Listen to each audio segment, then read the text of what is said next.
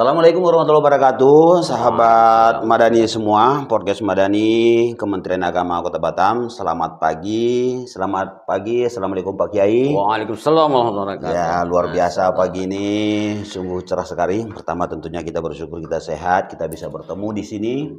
Dan kebetulan saya staf Bimas Islam kantor Kementerian Agama Kota Batam, Residen Effendi yang bergerak tupoksinya itu terkait dengan keagamaan Islam di Kota Batam. Pada hari ini kita barangkali sedikit ngomong-ngomong lah ya, bincang-bincang barangkali Pak Kiai. Terima kasih kedatangannya Pak Kiai sini karena kita ini lagi dalam rangka menggerakkan media sosial di Kementerian Agama dan kebetulan juga kita dalam rangka siar ini Pak Kiai. Dan hari ini kita lihat situasi zaman sekarang ini lagi marah-marahnya nih KDRT Pak Kiai. Nah, kita barangkali kalau kita lihat di media elektronik, TV segala macam, bahkan di daerah Aceh katanya ada suaminya mukul istrinya segala macam. Nah, inilah barangkali yang akan kita bahas mungkin sekitar 10-15 menit lah Pak Kiai. Insyaallah. Tapi mungkin spesifikasi kita karena background Pak Kiai dari tokoh agama Islam, barangkali kita spesifikasinya adalah terkait dengan pandangan secara Islami. Mungkin pertama-tama gimana kabar Pak Kiai? Alhamdulillah sehat ya. Amin. Ya, menurut Pak Kiai terkait dengan KDRT ini, KDRT ini kalau secara hukum barangkali banyak macam ya. Ada katanya kekerasan secara fisik, ada kekerasan psikis, ada kekerasan secara herbal. Herbal apa verbal ya? Iya. Bahkan ada katanya kekerasan seksual. Nah, ini intinya kita bahas lebih dalam lah barangkali. Mungkin yang terakhir ini kekerasan seksual ini lebih dalam nanti. Terakhir lah Pak Kiai ya. Ya. Menurut pandangan Pak Kiai secara Islam ini terkait dengan KDRT ini gimana sebenarnya? Masyaallah. Baik, terima kasih. Luar biasa.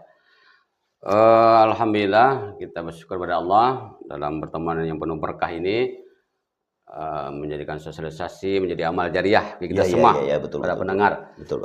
Dalam pandangan Islam bahwa kekerasan rumah tangga itu tidak dibenarkan, jadi haram ya.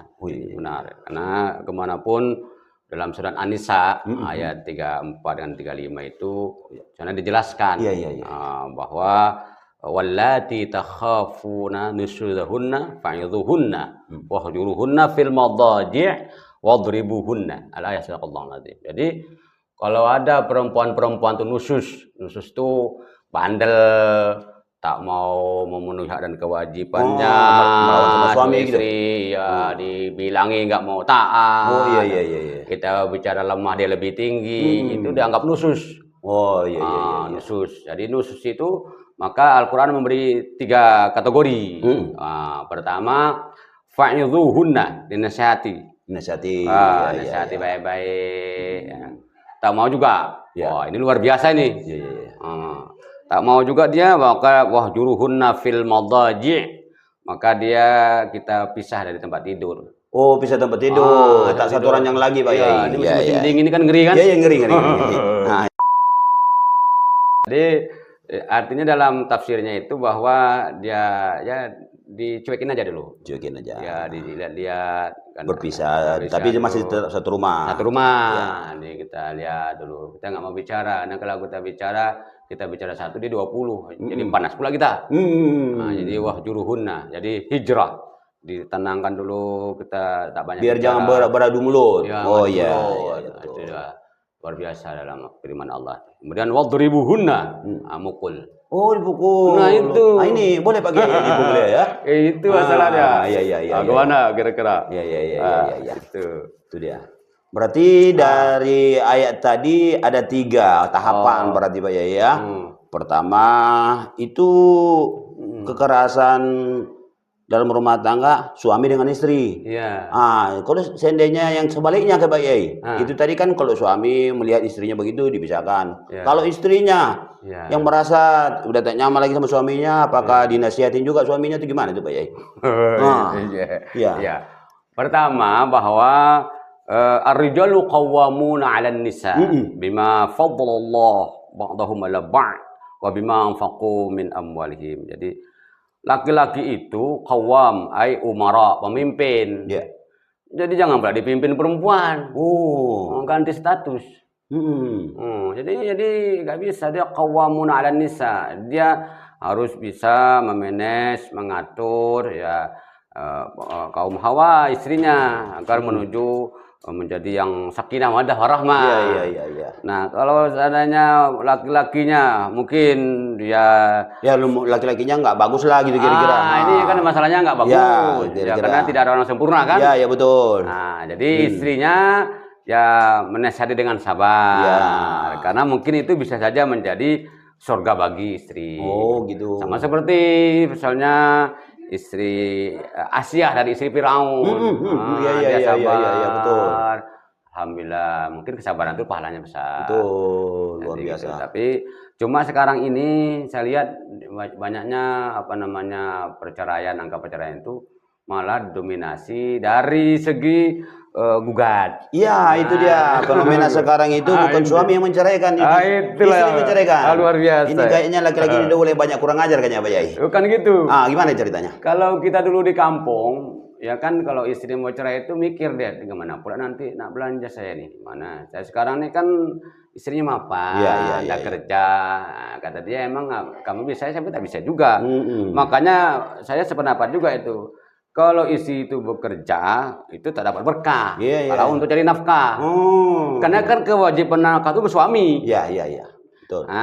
Makanya baik juga istri itu kalau memang bekerja niatkan mencari ridho Allah untuk tawan kepada suami. Jangan cari nafkah, kalau nafkah nggak bisa. Iya. Nanti jadi kayak gini nih, kehilangan berkah. Betul. Keberkahan rumah tangga itu jadi hilang ya gara-gara itu ya.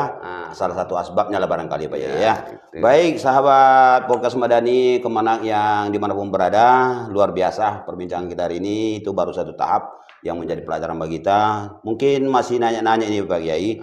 Ini waktu kita masih panjang. Ini kira-kira apa sih penyebabnya sehingga terjadi KDRT dalam rumah tangga itu? Kira-kira menurut pandangan Pak Kiai, pemahamannya kenapa sih sampai bisa terjadi KDRT itu? Ya Allah. Ya. Memang akhir-akhir ini kita lihat lagi viralnya ya KDRT ini luar biasa. Banyak penyebabnya. Jadi kalau secara umum memang penyebab itu akhlak. Iya, betul, akhlak ya. Iya, kita nih pun kalau sudah uang banyak apalagi dicari kalau bukan akhlak. Misalnya ini makanya dalam Al-Qur'an diteruskan ayat itu. Oh, gitu. As-solihatu qanitatun hafizatun lil ghaibi bima hafizallah. Jadi perempuan yang istri masuk surga itu dia soleh. Ya ikut solehah lah berarti ya. Maka kata Rasulullah, kalau boleh aku menyuruh seorang tuh menyembah selain Allah, maka aku suruh istri itu menyembah. Ayasjuda li zauji. Ini harus dengarkan ibu-ibu ini berarti ya. Iya betul. Cuma karena tak boleh, jadi artinya dia banyaklah istilahnya taat. Makanya di Al-Qur'an tuh yang masuk surga tuh solihatu, yang soleh. Qanitatun, jadi takwa. Hafizatul lil ghaibi bima hafizallah. Jadi dia itu mampu menjaga diri dan hartanya ketika suami tak ada. Oh ya, berarti di rumah ini Pak Yai. Ya, kalau assalamualaikum. Suami tak ada, itu haram dibuka. Nanti kalau dibuka kata fitnah lagi. Gimana kalau datang tukang tagih kebersihan ini Pak Yai? Kalau apalagi tukang rentenir. Itu yang bahaya. Datang nggak buka pintu nanti ngamuk dia. Itulah, tapi suamiku tak ada, cuman. Oh gitu. Itu jadi emang luar biasa itu. Jadi dia harus menjaga ketika suami tak ada. Hafizatul lil ghaibi bima hafizallah. Jadi ini pertama akhlak. Jadi itu ya. Jadi memang kita harus sosialisasikanlah ini sama-sama. Iya. Nah, yang kedua juga suami pun tidak boleh egois. Banyak juga dari suami. Iya. Sudahlah kadang kita nih ekonomi kurang, juga kita kasar. Kemudian juga kita main pukul-pukul. Di banyak. Tapi saya lihat ada juga faktor ekonomi. Gitu. Itu masalah dalam KDRT ini.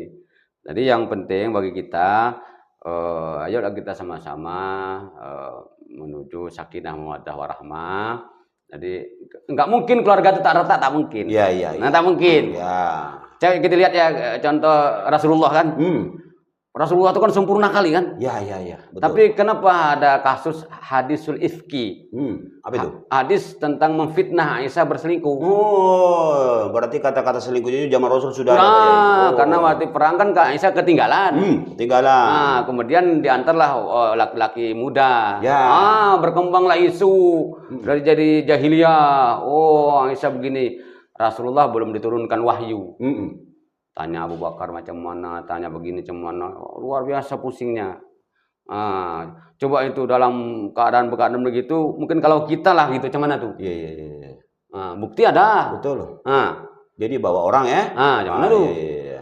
Jadi akhirnya sedihlah Rasulullah, Aisyah menangis terus, minta Abu Bakar pun menasihati. Ini pembisik. Ya. Hati-hati pembisik. Oh iya pembisik. Iya. Pembisik negeri. Pembisik Rasul Abu Bakar berarti ya? Abu Bakar. Iya. Ada pembisik yang lain bilang begini. Ceraikan ya Rasulullah, tak beres udah itu. Ada. Tapi pembisik yang lain sabarlah. Turunlah wahyu. Mengatakan Aisyah itu adalah perempuan yang soleh, yang menjaga harga diri. Fasolihatu qanitatun hafizatun lil ghaibi bima hafizallah. Rasulullah senang, kemudian mencium itu pasti ada lah rumah tangga. Nggak bisa. Apalagi kita nih manusia biasa, jelas ada lah. Iya. Mungkin tidak ada. Betul.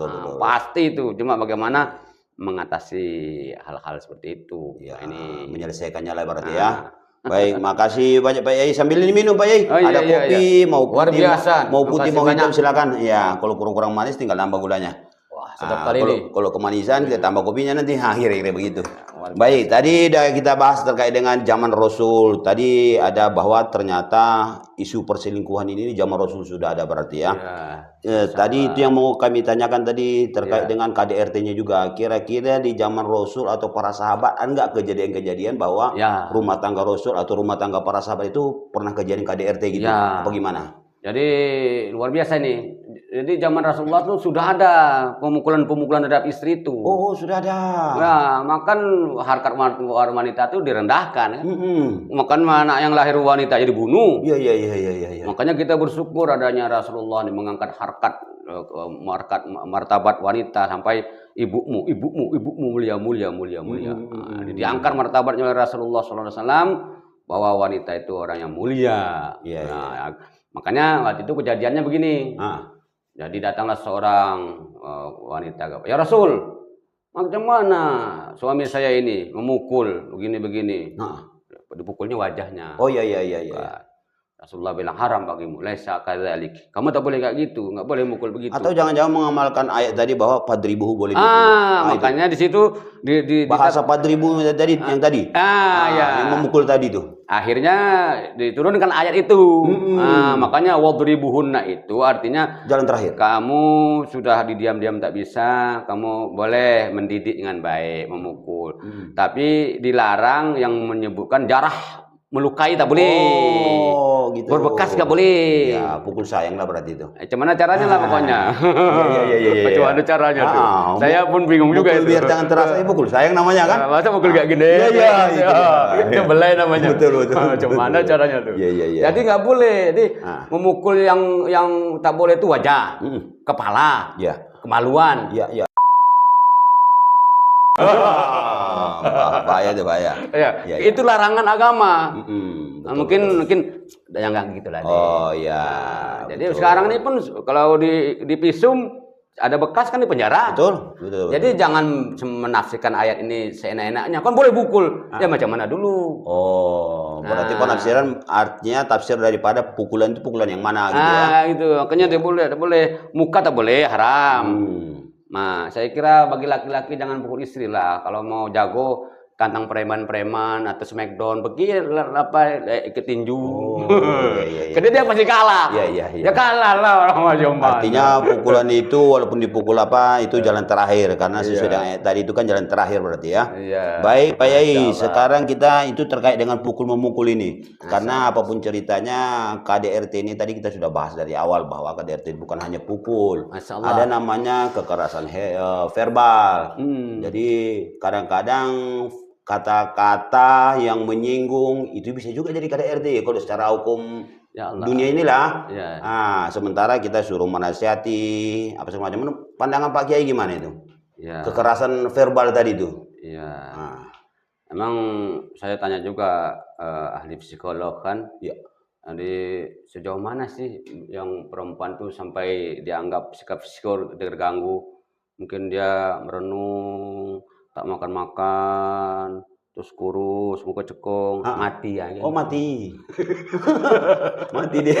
Tapi kita sendiri kata-kata aja bongak sama.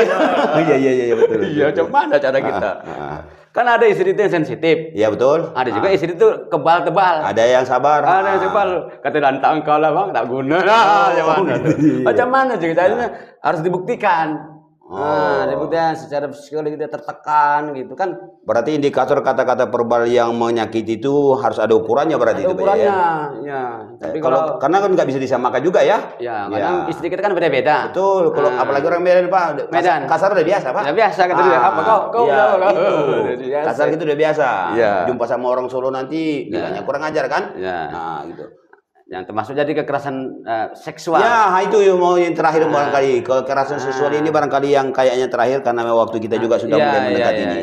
Ini kayaknya ada bahasa memang itu terakhir itu adalah kekerasan seksual. Artinya kekerasan seksual itu secara hukum undang-undang aturannya itu memaksa si istri lagi tak mau segala macam. Udah dia tak mau dipaksa juga. Sementara ayat menyatakan kalau tak dilayani nanti kenalan dia sama malaikat. Oh, gimana pandangan Pak Yai ini? Macam-macam ada berbenturan atau gimana ini? Gimana pandangan Pak Yai ini? Macam terbenturan antara Al-Quran dengan bahasa hukum di Indonesia kita ini. Masya Allah. Iya. Memang dalam hadis itu kan disebut apabila suami mengajak istrinya ke firash tempat baringnya, dia menolak, faqad la'anallahu malaikah ila subhi. Sampai subuh dulu laknat. Itulah kan. Jadi malaikat bilang laknat. Jadi gini, kita ini kan laki-laki kan? Iya betul lah. Saya laki-laki lah, tulen saya. Ya, biar laki-laki juga paham. Iya.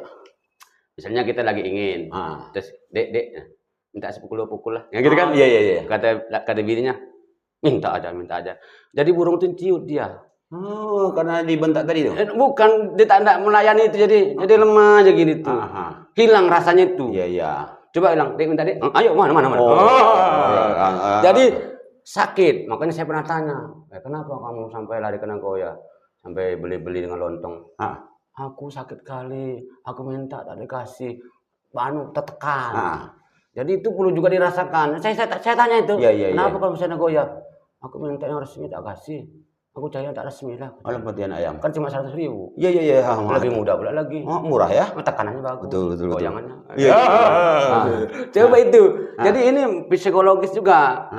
Nah, yang makanya yang tak boleh keras rumah tangga itu mungkin istrinya sakit, tak mood.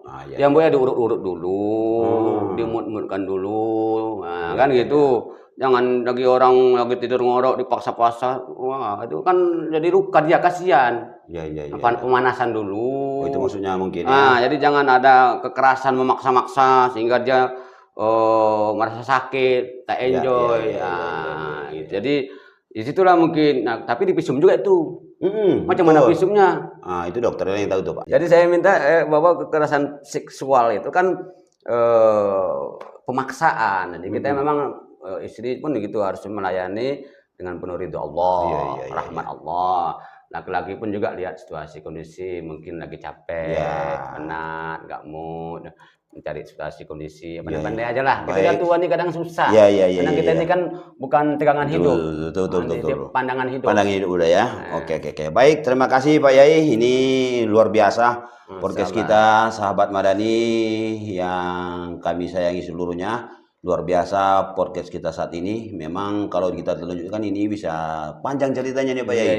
Cuman apapun ceritanya ini terbatas waktu kita. Mungkin di lain waktu nanti kita akan sama-sama bahas kembali nih. Ini pembahasan yang sangat menarik ini. Karena ini kita akan coba menyatukan sesuai enggak antara undang-undang dengan Al-Quran itu sendiri. Karena di satu sisi orang banyak bisa membentur-benturkan. Seolah-olah undang-undang ini menyalahi Al-Quran. Atau kadang-kadang Al-Quran itu yang menyalahi undang-undang.